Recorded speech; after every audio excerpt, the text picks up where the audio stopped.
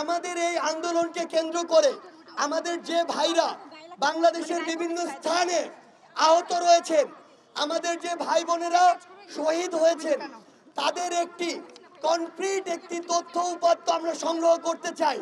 সেজন্য আমরা 20 থেকে 25 জনের একটি আইটি এক্সপার্ট টিম করেছি। কারা কারা এখানে রয়েছে, তাদের ফোন নাম্বার, মেইল অ্যাড্রেস এবং হোয়াটসঅ্যাপ নাম্বার, এগুলো আমরা আমাদের অফিসিয়াল আইডিগুলো এবং পেজ এবং গ্রুপ থেকে আপলোড করব।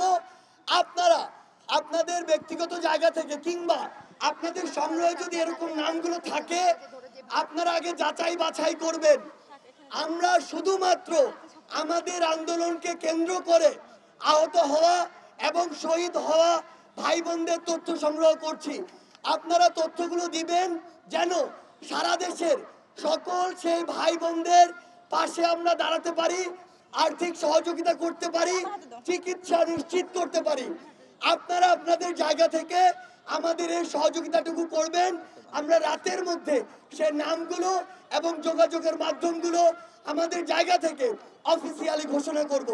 আপনারা জানবেন যে বৈষম্য বিরোধী ছাত্র আন্দোলনের নেতৃত্বে গত 5ই আগস্ট আমরা গণ অভ্যুত্থান করেছি। কিন্তু আমরা আরেকটি বিষয় খুব স্পষ্ট করে জানিয়ে দিতে চাই, 5ই আগস্টের পর আমরা দেখতে পাই বিভিন্ন জেলা উপজেলায় নিজেরা কমিটি ঘোষণা করে। আমরা বলছি না যে সেই কমিটি আমাদের পক্ষে না, আমরা বলতে চাচ্ছি সেই কমিটি আসলে আমরা দেই নাই। তো সে অনেকে আছে সুবিধাভোগী, অনেকে আছে সুযোগ সন্ধানী, যারা আসলে আমাদের এই বৈষম্য বিরোধী ছাত্র আন্দোলনের যে মর্যাদা পেয়েছে সারা দেশে, সেটিকে ব্যবহার করে একটি অপব্যবহার করার চক্রান্ত আঁকছে। যারা চক্রান্ত করবে, যারা এর নামে চাঁদাবাজি করবে, যারা এর নামে বিভিন্ন জায়গায় সহিংসতা করবে, তাদেরকে আপনারা বয়কট করবেন। বৈষম্য বিরোধী ছাত্র আন্দোলন কখনোই এসবের পক্ষে ছিল না। বৈষম্য বিরোধী ছাত্র আন্দোলন শুরু থেকেই শান্তিপূর্ণ আন্দোলনে বিশ্বাসী ছিল, জনতার আন্দোলনে বিশ্বাসী ছিল, জনতার বাংলাদেশে বিশ্বাসী ছিল।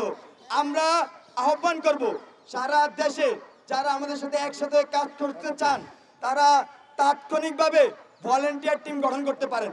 কারণ ভলেন্টিয়ার টিমে কোনো সমন্বয়ক সহসমন্বয়ক থাকবে না, সবাই ভলেন্টিয়ার থাকবে। আপনারা আপাতত ভলেন্টিয়ার টিম গঠন করুন।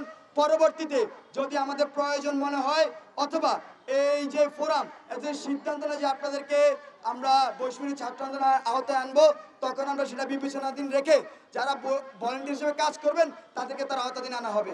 আর যদি আমাদের সিদ্ধান্ত না হয় তাহলে অবশ্যই আপনারা ভলেন্টিয়ার হিসেবে কাজ করে যাবেন সারা দেশে। ধন্যবাদ সবাইকে।